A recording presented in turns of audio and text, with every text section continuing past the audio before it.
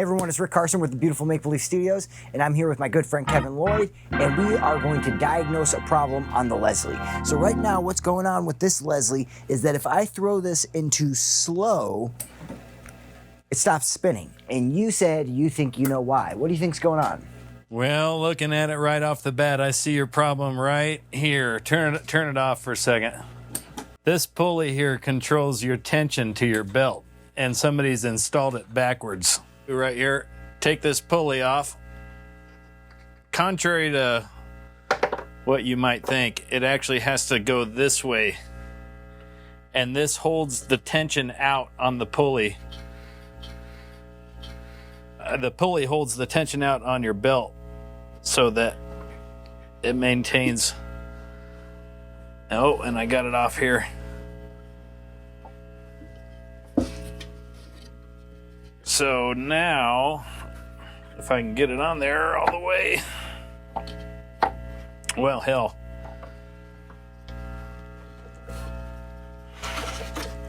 Okay, so now it's attached. Now flip it on slow and see if it works. Well, it's on slow, so here's fast. Oh. So your fast is a lot faster now than it was.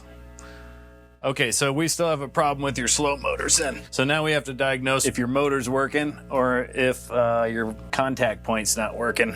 These are your slow motors, your white ones here. So this one will be controlling that particular motor. We can plug in this slow motor from the lower drum and see if the lower drum starts spinning here. So your outlet works fine. You can't really see it because it's behind the motor stack here. There's a little solenoid that pops up a real little pin that contacts this rubber grommet. That's what causes it to spin slow. This is your slow motor and this is your fast motor, and they're stacked on top of each other. If you look up underneath, you can see that pin right there. And so there's another one on this side. Switch it to fast, will you? Okay, now switch it to slow. Yeah, I'm not seeing it moving at all. The problem's either with the motor itself or it could just be out of alignment. You'd have to adjust it up or down depending on which way it settled. I'd imagine it'd settle down though, not up. That little solenoid thing is stuck or, oh, there it goes. It's stuck, so it's too tight. We need to loosen it. Now your slow is working, but it's probably won't disengage. You want me to turn to fast? Yeah, so the thing's not even touching the rubber grommet, so it's not spinning at all. Mm-hmm. Now it's sitting on there real hard. So there's a happy medium. Flip it into fast mode real quick. So yeah, your motor stack just needs an adjustment. So you can see that solenoid moving in there now. Flip it. Now you see it drop. Now flip it, see it come up. Yep.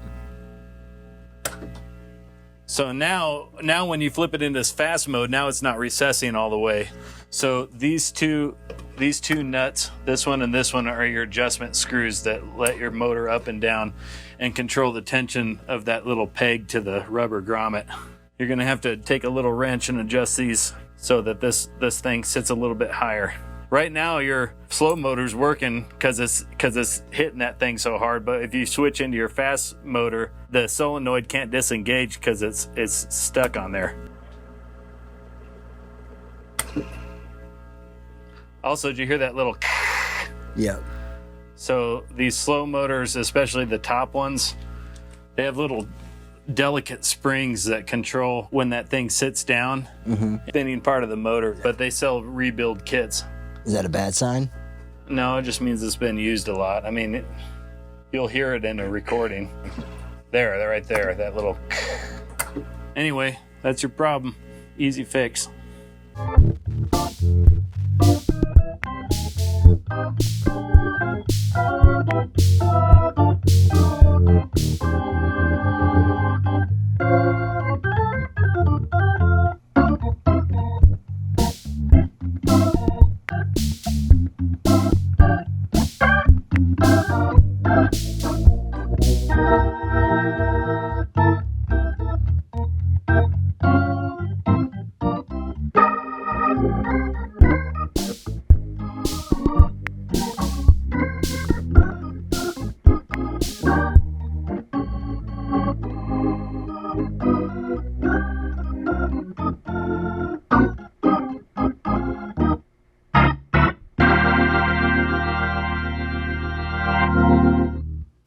So we just had a chance to compare 3 Leslie 145s, which isn't something that I think a lot of people get the chance to do every day.